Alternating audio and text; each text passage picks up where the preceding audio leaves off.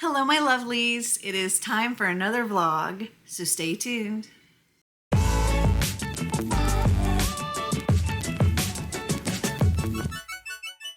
So, in last week's vlog, you saw that I was doing Becca's Spookopoly-thon, and my last roll or whatever landed me on Spooky, but I had double, so I had to pick two books, and I got one of those books done in the last vlog, but I didn't get the second one done in that. I mean, I did get two books read during that, but for the spooky prompt, I only got one. So originally, my second book was going to be Eve of Darkness by Sylvia Day, and I started that last night, pretty late.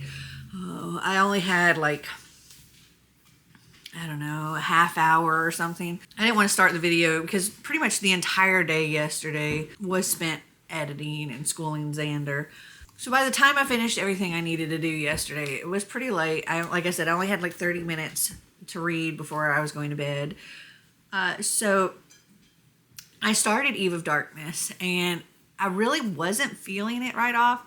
And it felt like I was coming in on like the beginning of a second book or third book or whatever, probably a second book in a series. And like I was missing out on stuff. And so I looked on Goodreads at like just trying to check and see if I really was reading the first book in the series or not.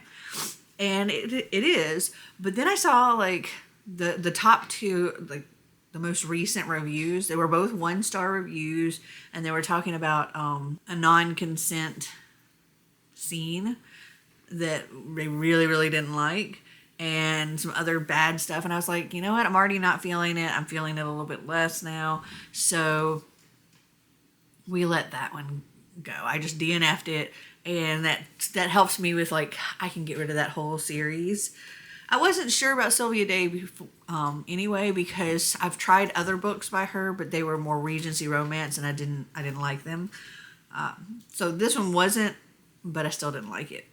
So since I DNF'd that, I decided to swap it out for another one of the options I had for spooky reads, and I picked up Court of the Vampire Queen by Katie Robert, and I only read to page 32, so just getting started with that. But interesting so far. And while I was doing that, I decided to work on my little diamond painting journal that I was working on. And this is what it looks like so far. I'll be happy that I can take the plastic completely off, but oh, that's my oven. I'm cooking breakfast, so I need to get that in. My oven has preheated. Today, I'm going to be going back and forth between this video and a video I've got to film for my coffee patrons, because I have to. The video I'm doing for them that they chose for this month is like doing all my decorating for Halloween. So I'm going to do that today. That'll be fun. And also this week we've got tomorrow, Marty and I are headed to Nashville because Cassandra Clare is going to be there. So we're going to do that. And we're staying the night there and then coming back the next day. And then on Friday the 13th, Marty's got to go back to work. And I'm going to see the Taylor Swift Eras tour, but not like go to an actual concert. I'm going to the movie theaters, and they're showing it on IMAX. So I'm going to go watch the concert like that, because that's the only way I can get tickets, and even that costs like almost $30. So yeah, that's my plans for the week, and to also, of course, read as much as I possibly can, because my TBR is ridiculous.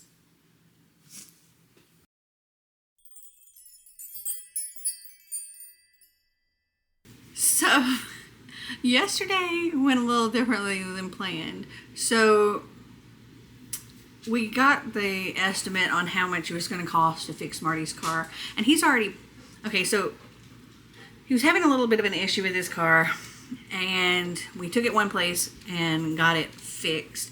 Cost $1,400, but it wasn't actually fixed, and if anything, things sounded worse. So he took it to the dealership and they had it Friday, Saturday, Sunday, Monday, and then on Tuesday they finally told us how much it was going to cost to fix it. We had to pay $279 just for them to figure out what was wrong. And then when they gave us the quote, I don't remember how much exactly it was, but it was over $3,000. And I told Marty, I was like, I told him before he did the first repair that he really should consider getting a new car. But he wanted to get it fixed. He wanted to keep his car. He thought it would be a lot cheaper to just pay $1,400 and get it fixed. And I was like, so then this time, I'm like, okay, it's like $3,600, $3,500, something like that. I was like, seriously, if you pay this, you're going to have put $5,000 into fixing this 8-year-old car that has no warranty. In another 1,000 miles, something could go wrong with it and cost thousands more dollars to fix, and you'll just have to do that. Or just trade it in. Get a different car. Get something else you want. Something that's new, that has a warranty and all that. Oh my goodness, did he. So, whereas the car, the vehicle I picked out last week that, we're getting is like a $20,000 vehicle. His is like 3 times that. He bought a car yesterday. Oh my goodness. Which I'll show you in a little bit. Yeah. It's a nice car. He loves it, so yeah. Also, I finished my video of like decorating for Halloween and stuff for my coffee patrons. If you're interested in seeing this and all of the other perks that they get, I'll link my coffee patron thing up above and you can go and check it out. Would love to have you. I also continued Court of the Vampire Queen, and I am currently on page 210, a little over the halfway point. And I'm very much enjoying this. This is Katie Robert writes book porn, pretty much. This is great. It's not heavy on plot, because that's not really the point of this book, I think. Heavy on steam. There's enough plot to keep this, get you from steamy scene to steamy scene. And there are vampires, and there, there is sort of like an element of danger and stuff in here, but it's mostly just like steamy scenes. I'm enjoying it. And while I was listening to that, I finished my little journal. Like, it's a journal cover. Actually, they're just blank pages, not journal really, but I finished this. It's very pretty. And Marty and I are getting ready to leave. I have to blow dry my hair and stuff. But we're getting ready to leave to go to Nashville. And I'm going to a Cassandra Clare event, like signing and all that for Swordcatcher. I'm very excited about that. I'll bring my camera along and film some. And then we're coming back tomorrow. Xander's going to stay here with the dogs. And we'll probably listen to A Torch Against the Night on our way up there. But I did want to go ahead and do my next thing on the Spookopoly board, just in case I finish my book while we're there. I highly doubt that's going to happen, but just in case. Okay, so Abu here, he won't stand up anymore because the dogs got a hold of him and chewed half his foot off, so he won't stand up. So we'll just have him laying down on the spot now. And I don't know if I had these in the same spot or the other way around, because the dogs just knocked everything off. All right, let's roll and see what we get next. 8. 1, 2, 3, 4, 5, 6, 7, 8. Black Cat. Okay, I don't remember what that is. Okay, so Black Cat was it says, those are bad omens. It says, don't let him cross your path. Read a book with a cat on the cover or featuring a cat as a character or part of the story. So, I'm really, really, really wanting to stick to the books that I need to read. So I'm being a little bit flexible with this one. Sort of a cat. It is a winged cheetah. And that is The Unwanteds by Lisa McMahon. That's the closest thing I could come to a cat. The cheetah is a cat. And this one's a winged cheetah. Made out of stone. But still. So if or whenever I finish Queen of Vampire Court, I'll be moving on to this one. Marty's new car. Say it's just a delayed birthday present, huh? Ooh. Ah. Ooh. Ah. The moon is high, the galaxy a blaze of silver above, but we are all exhausted from fighting the wind. His walk has deteriorated to a stumble, and both Keenan and I pant in tiredness. Even Elias struggles, stopping short enough times that I begin to worry for him. Iron City, the foothills of the Nevinese range at its back. Arrow slats and guard towers line the crenellated battlements. The red and gold flags of Jen's Tyre have been replaced with Marcus's banner, a sledgehammer on a black field. So we have made it to Nashville. We're at our hotel, which is La Quinta Inn and Suites in downtown Nashville. And we haven't gone in our room yet, so let's go take a look.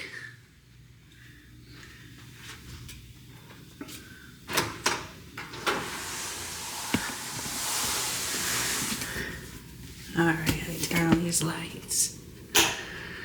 Okay, walking in. Our room looks like so. Marty is currently bringing our stuff in. We have a little microwave, coffee station, I'm guessing mini fridge down in there. An odd little closet thing here. And then, where's the light? Oop. We have the bathroom. Ta-da! Also, ta-da! Hello. Wearing my fantasy reader shirt, which seems appropriate.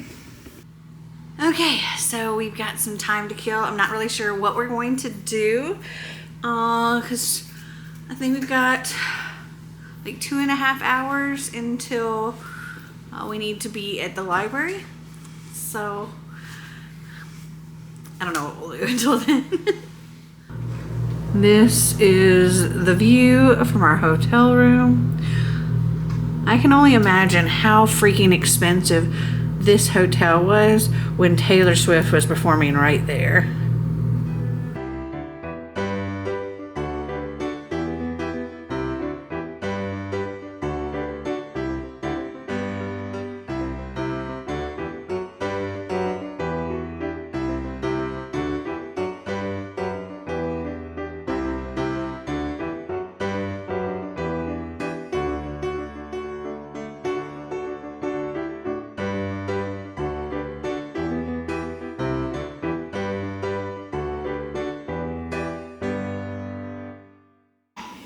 Tonight we're here for her adult fantasy debut, Swordcatcher, and let me tell you, it is excellent. In conversation with her, we have Linda Bond, who is also a fantasy, romance, and YA sci-fi author. All right, let's give it up for Cassandra Clare.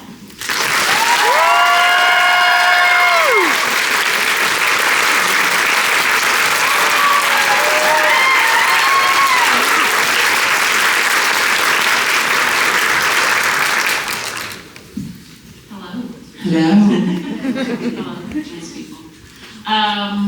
Welcome to the Swordcatcher event. Yeah, it's our first Swordcatcher event with people, so this is very exciting. Woo! Catching swords later. So, Cassie and I have known each other for a number of years, and I thought that to get you guys on my side right off the bat, we would reveal a detail from a retreat that we went on many years ago, in which I saved Simon, and you can all thank me for that. It's true. I was working on the last Moral Instruments book, and I was going to kill Simon, and Wanda had an intervention. So he just lost his memory. I was like, I can do something to him. I mean, it really wasn't an intervention. We gathered all of our friends, and they were like, sit down.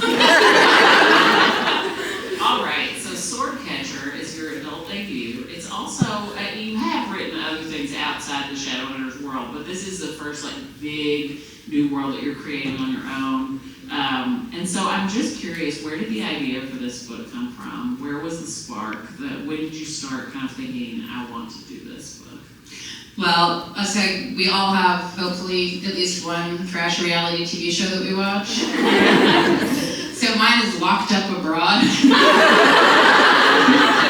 I love stories of people who have tried unwisely to smuggle drugs or exotic animals across borders and then get arrested. And that's mostly what it's about. And I was watching it while I was working on something, and this story came on about a man who had been the body double for Saddam Hussein's son. And they pulled him out of the Iraqi army, and because he looked a little bit like Uday Hussein, and they did plastic surgery on him to make him look more like him, and he was trained to walk and talk like him. And his job was to go out and do public events so that if anyone tried to kill Uday Hussein, because the Husseins were not actually that popular, he would die instead. And I thought, wow, that's a job. Okay, and I became really fascinated with the concept, and I started doing research into body doubles that turned out they've been used throughout history by all sorts of rulers going way back to the Roman Empire. As a way of deflecting danger from the ruler themselves. And I started to think about, what would it be like to be that person? You basically have no identity. You are not a human being yourself. You are constantly pretending to be someone else. You don't have a family. You don't have a name of your own. And I just found that idea of your identity being taken away in your sort of service of pretending to be someone else to be really fascinating. And that became the concept of the Swordcatcher, who is in this book, a boy named Kellyan Sarin, and he stands in for the Prince of Castellane and pretends to be him. But whereas the guy in Locked Up Abroad really hated Uday Hussein and just really loathed him, I thought, what would it be like if you really loved that person, if you really cared about them, if you really did want to protect them, but you have this conflicting desire to also be your own person? And that was like this sort of seed idea. That's great. And so how long were you working on this? Oh my God, I think I've been working on it for 6 years, 5 or 6 years, it's both a long time. So I had that idea, but that's just an idea, and it requires also to be transmuted into, metaphor and into a fantasy setting. And I also knew that I wanted to do a fantasy world that was based in part on Jewish folklore and mythology. So I was like, well, how do I sort of incorporate that as a magic system into this world overall? And how does the society of the world work? How does the money work? The economics, the trade, the politics, and all of that was just a massive amount of sort of research and building. But you did a ton of research for this. I did a ton of research. What was some of the most interesting stuff that you found? Well, Lynn is the female protagonist, but the book is split between her point of view and Kel's, and she's a doctor. So in order to do research for her point of view, I interviewed doctors, did a bunch of research into sort of historical medical practice, and then I watched a ton of terrible hospital dramas. And I was trying to figure out what kind of procedures would get what were simple procedures, what were more complicated, what would get the results that I wanted. And I had asked a friend of mine who's a doctor, what is a procedure you could do on someone where they're basically dying and you can save their life really fast. And I knew tracheotomy was one of them. And she said cardiac tamponade, which means basically that you've been injured and blood is filling your chest and pressing down on your heart and your lungs, you can't breathe. And so when you're watching Grey's Anatomy and they yell chest tube, that's what's that about. They basically take a big tube and they shove it through your ribs into your chest, blood pours out of you, and you're fixed. Hooray! I mean, it's gross, but it's interesting. And I was like, I wonder how long people have been doing that. And I did, and so back to the research, and I discovered that they've been doing it since the Roman Empire. when they would do it with no anesthesia, with a reed. So they would take a reed and push it between your ribs, and I was like, well, okay, if they've been doing it that long, then I can adapt that into something I can use in this book. And so there is a scene where Lynn, saves someone's life by doing that. So, I mean, I feel like you have to be interested in that kind of weird stuff in order to, otherwise don't write a doctor if you're not interested in weird medical procedures and medical history and stuff like that. So let's talk a little bit about Lynn and just some of the Ashkar are a people in this book that are the only people left who can do magic.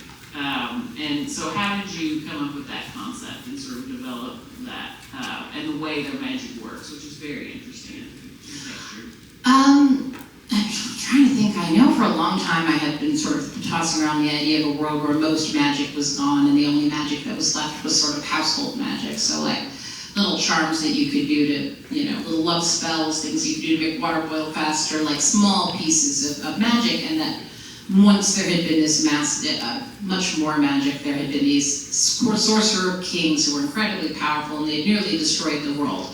And so magic had been sort of taken away as a result, and only the Ashkar have this magic that they call gematria. So if you know anything about Jewish folklore, then you know that that's gematria, which is the practice of assigning values to letters, which I know sounds really boring, but is actually kind of fascinating because the whole idea is that as you recombine letters in language and make new words, you create different spells. So there's like the legend of the golem in Jewish folklore, which is basically a sort of wooden man who is brought to life by writing the word truth on life on his forehead, and then when one of those letters is erased, it turns into the word life, and then he becomes no longer living. And so I was like, there's something so interesting to me about a magic that is based on language and the manipulation of letters. And so in this book, the Ashkar have talismans, and the talismans are these combinations of letters and numbers, and the letters and numbers create new they create spells, they create new values and new sort of magic. And really that is the only magic that still exists in this world are these little talismans and amulets that do mostly like healing magic and love magic and small stuff like that.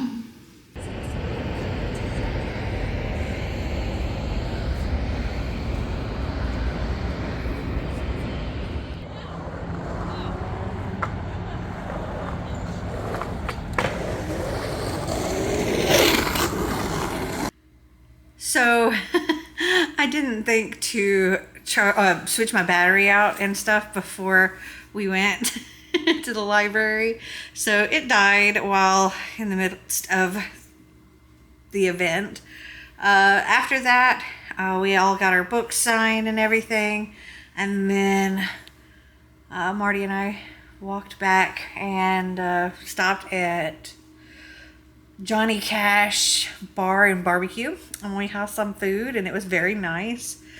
And as we were getting ready to leave, one of the lovely bartenders, her name's Dana Marie, she stopped me because she saw my bag from the event, which said Swordcatcher on it, and we started talking about that, and I told her it was a book, and then I told her about my channel, and she's like, I love books, and she's like, I can talk about books all day. And so, yeah, that was cool. And yeah, now we're back at the hotel, and it's like 10 o'clock. I'm kind of beat. So we did listen to some of A Torch Against the Night by Sabah Tahir on our way here. I'm not sure what percent we got to. My phone also died. I had a dead camera and a dead phone. I did take a couple of pictures and clips as we were walking back from Marty's phone, which I might show on my Instagram. I might have included before this clip. I don't know. Whew. But yeah, I think I'm going to get on my computer because I brought it along with me. Do a little bit of stuff before we go to bed. And then tomorrow we head out.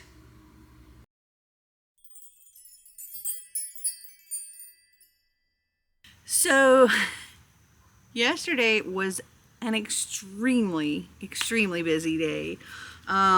Besides editing and uploading video, Einstein also got picked up to go to training, so he is there. Just a little Snicker and Bella are here. Also, my car got delivered, which I'll show you in a second. Ooh, the sun just entered my eyeballs. Oh, blinding. Okay, and then last night I went to watch the Taylor Swift Eras tour at the movie theater. I went to see one of the IMAX shows, and oh my gosh, that concert was fantastic. But I actually really enjoyed watching it from the theater because it seemed like I got everything from the concert and got all the best views and everything from this show without the crowds or the heat or whatever. And I was in the comfort, in a comfortable seat and had snacks, and it was nice. I enjoyed it. There were still people up and dancing. There were still friendship bracelets. It was fun. I didn't get home until like 1:30 in the morning, so I didn't go to sleep till like 3 o'clock in the morning. So it was a very long but fun day. Okay, let's go see my new car. Here she is. Isn't she so pretty? Pretty, pretty baby. Also, here's Marty's car. It still has to be detailed, and there's stuff that's going to be added to it. But this is his new baby.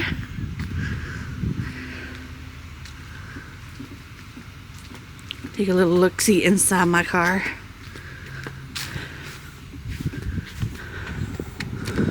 Oh, I don't have my key with me. Okay, we're not going to take a... We'll look this way. This is what the inside looks like. You also get a little peek at some of my Halloween decorations. Okay, let's go inside. Also, yesterday a pup box arrived. Ooh, it's dark.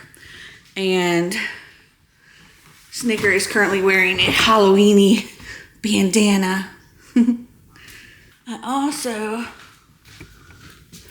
got a book, so we can open this up. So Xander is currently doing some school. Yes, it's Saturday, but he got a bit behind, so he's doing some school today. Oh, I think I know what this is. This is my other copy, which I might return this book. Just maybe. We'll see. Maybe not. So, I went to the Cassandra Clare signing and stuff, and we got a copy of the book there. But this is the Barnes & Noble exclusive edition of Swordcatcher. It's very shiny. And there is like a poster in here, which is neat. Here's what the end pages look like. Let me go get the other one that I got from the signing. Oh, also, this one did come priced the right price, because this is $30, and I paid $22.50 because I got it during the 25% off sale. So, yay. Okay, so here is the edition that we got there. And this one looks like that. And there is this like page overlay thing in there. Let's see. I don't know if this one has any page overlay. I don't think it does. But yeah, it's got a poster of somebody.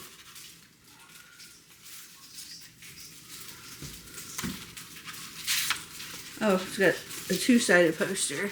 We got the girl on the other side. I haven't finished reading anything.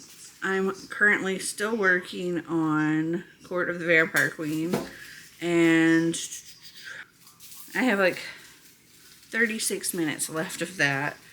And then Marty and I we got to like 74% of A Torch in the Night by Sabbat Tahir. Though he's back at work, so we're probably not gonna listen to any more of that for who knows how long. My day today consists of setting up live reading sprints for tomorrow and editing and uploading my coffee exclusive vlog and schooling the boy, including driver's ed, because he's eventually going to need to get his permit and license.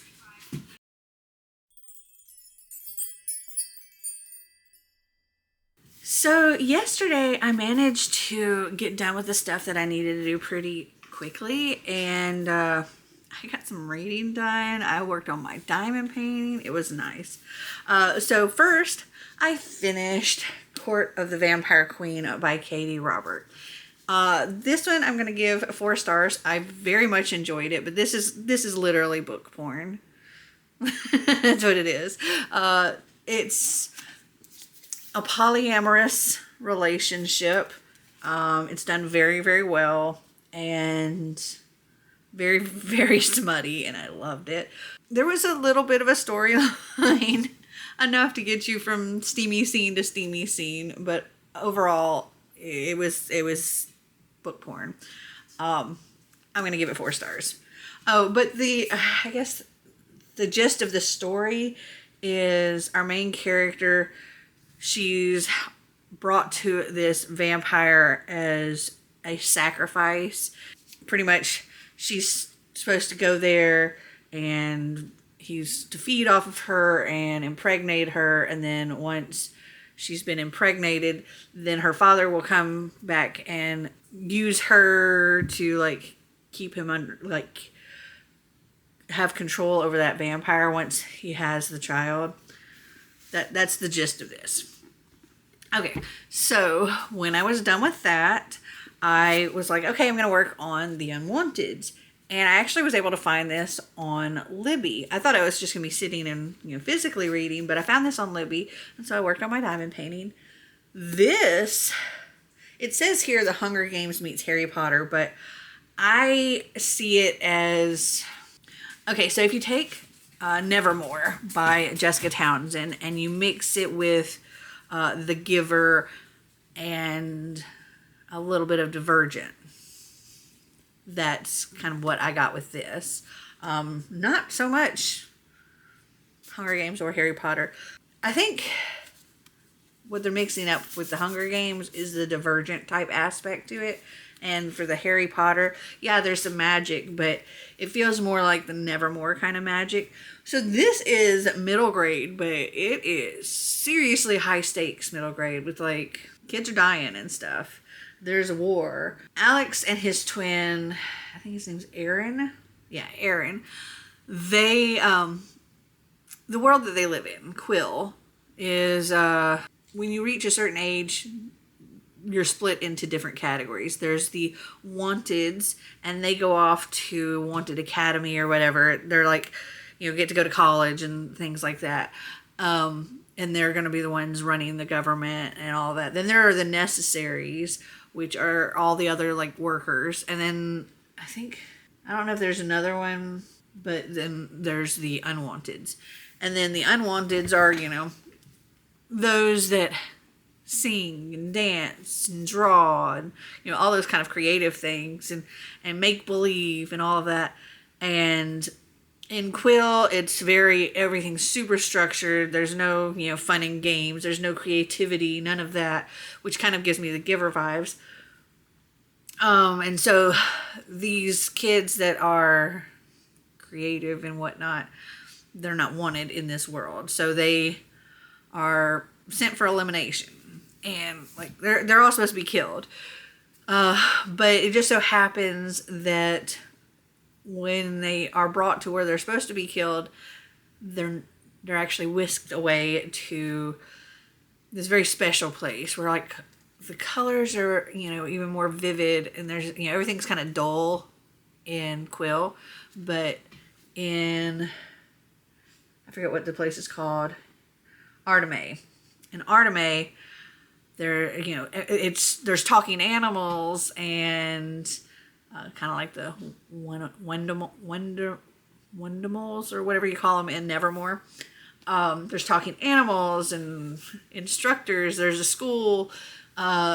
They are taught to, like, hone their creativity and explore, and their creativity actually leads to magic, and there's magic in the world, and they're able to use their magic for good things but also not good things, and they're actually preparing for war with Quill, because they know Quill is eventually going to find this place and they're going to come after him.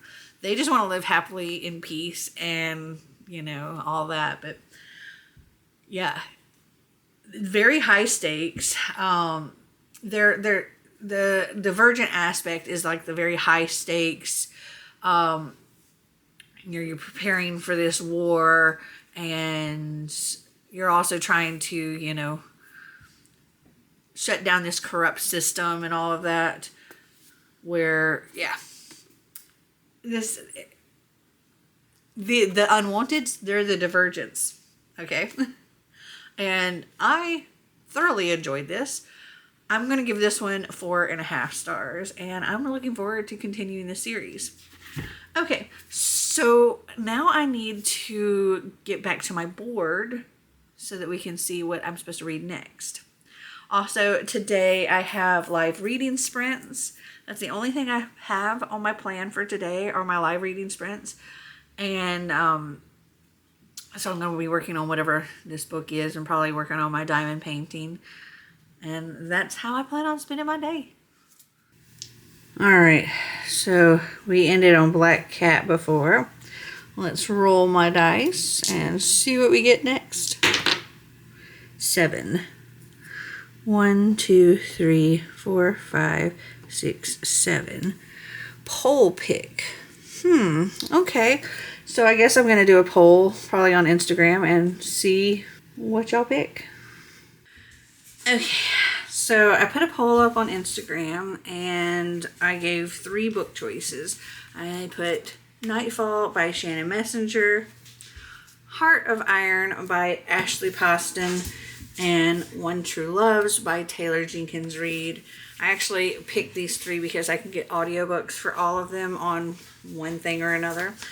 And I want to be able to work on my diamond painting today. So we'll see what it gets voted for. I'm going to fix me some food, some breakfast, and see what everybody says afterwards. Right now there is 1 vote for Nightfall and 1 vote for Heart of Iron, and no votes for One True Loves. I have a feeling that's going to change though. So we'll come back and see in a little bit.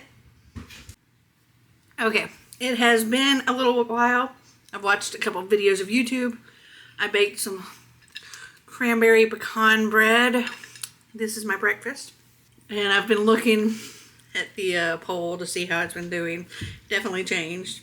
As I said before, there was 1 vote for Nightfall and 1 vote for Heart of Iron. And since then, I've gotten 5 votes for One True Loves.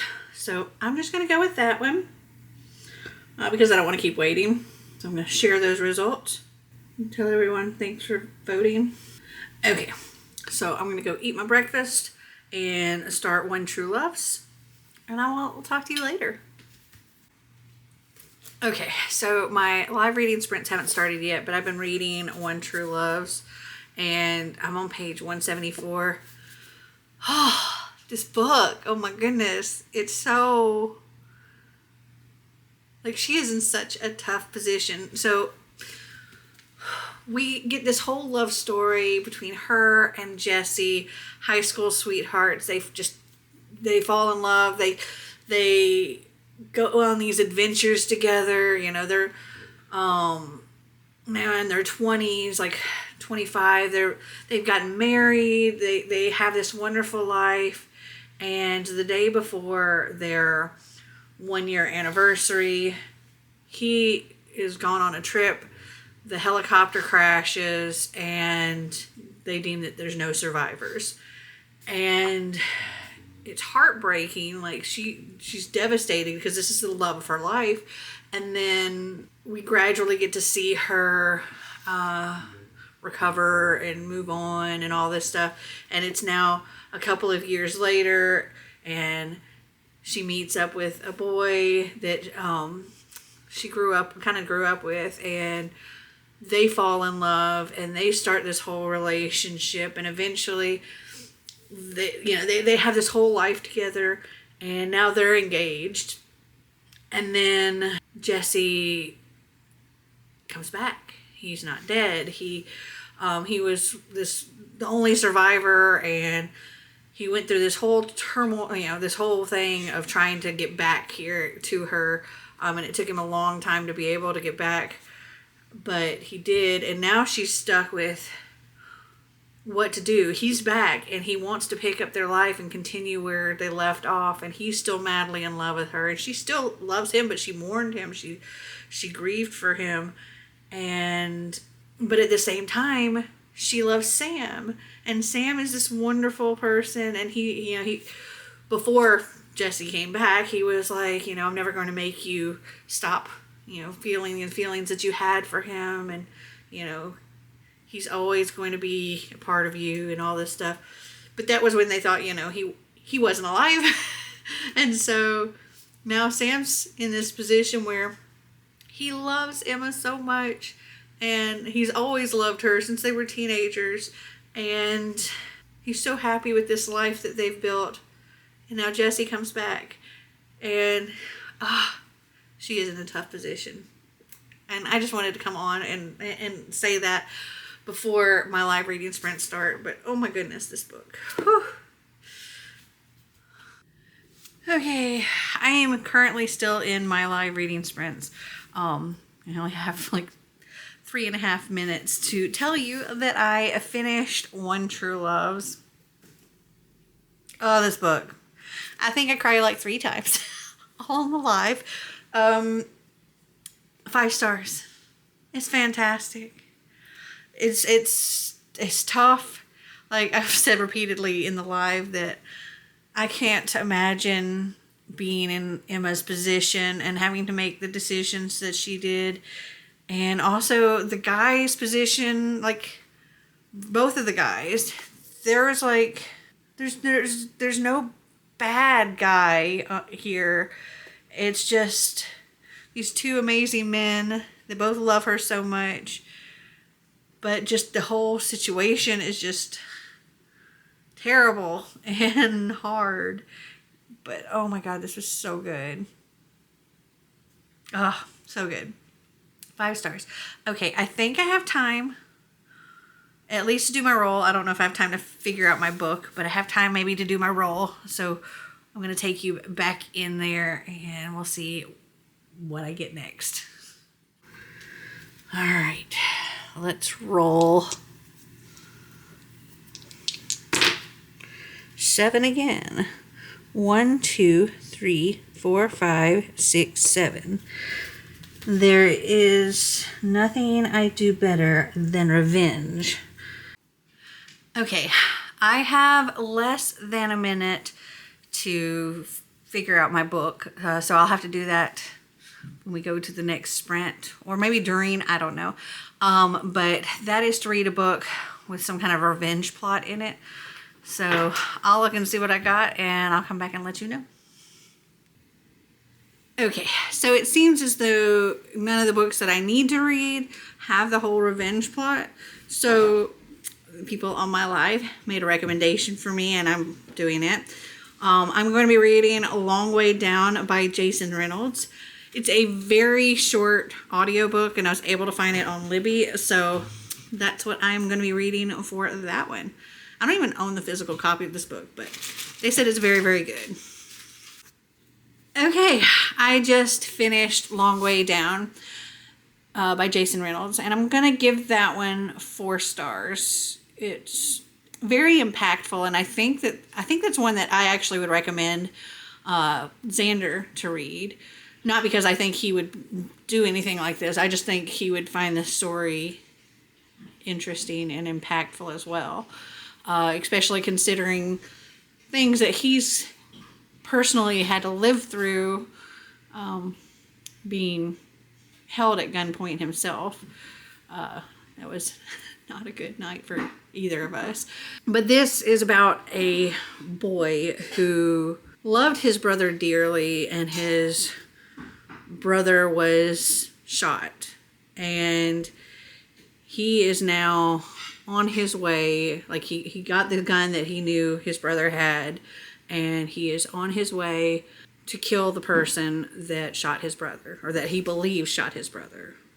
And on his way down this elevator to go and take care of things, he's visited by some ghosts who have information to share that might affect his decision.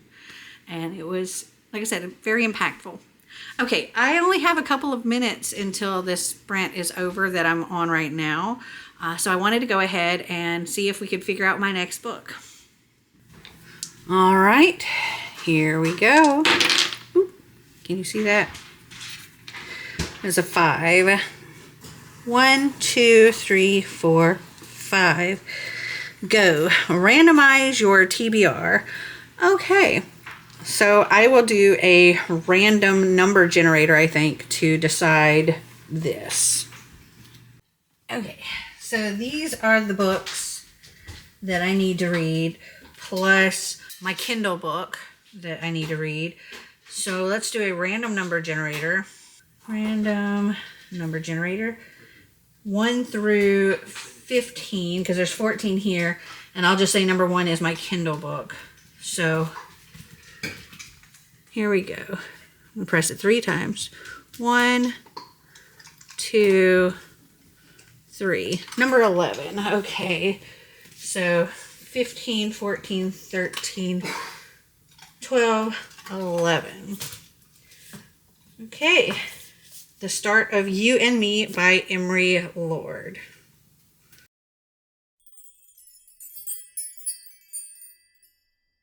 So I didn't check in again last night because I stayed up until like 12:30 finishing The Start of Me and You by Emery Lord, and I'm gonna have to give this 5 stars. I cried so much throughout.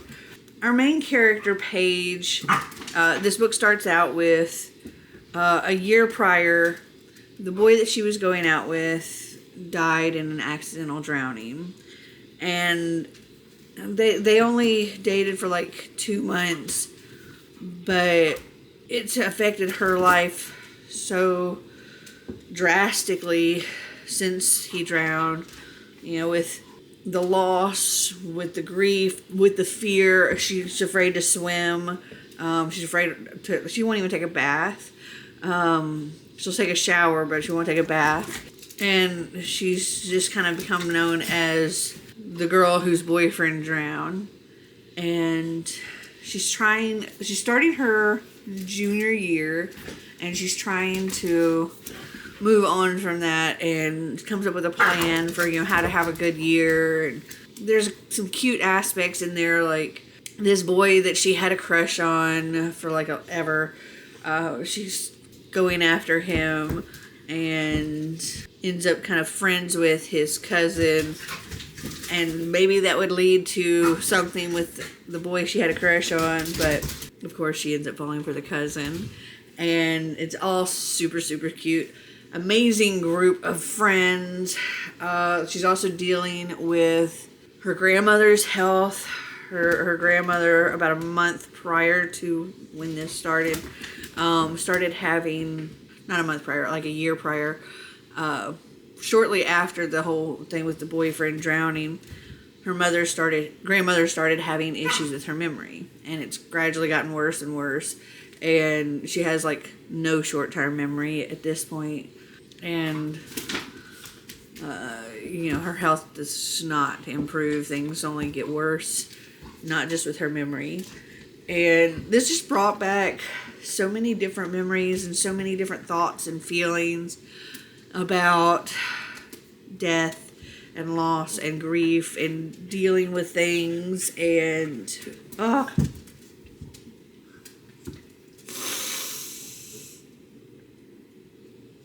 this is about Whew. Trying not to cry. Not working. But yeah, it made me think of things from 30 years ago to things that were just a few years ago to things that haven't even happened yet. Like, hold on. Dang it, this book. Okay. Thinking about like the loss of a parent, moving past fears, and just all kinds of things. And wow, look at this book. So yeah, I give this one 5 stars. And I'll do my next roll at the beginning of my next video. I don't know what's going on with this hair. But yeah, I did 6.5 hours of the live reading sprints. I got lots of diamond painting done, lots of reading done. Yesterday was a very successful reading day, which is good because I have a lot of editing to do throughout this next week. So I'm not entirely sure how much actual reading I'm gonna get. I'm gonna get at least 15 minutes a day, but all right, I'm gonna go. I hope you guys enjoyed this video. If you did, give me a big thumbs up. If you'd like to see more videos like this, click that subscribe button down below. And until next time, remember to always be completely you. Bye.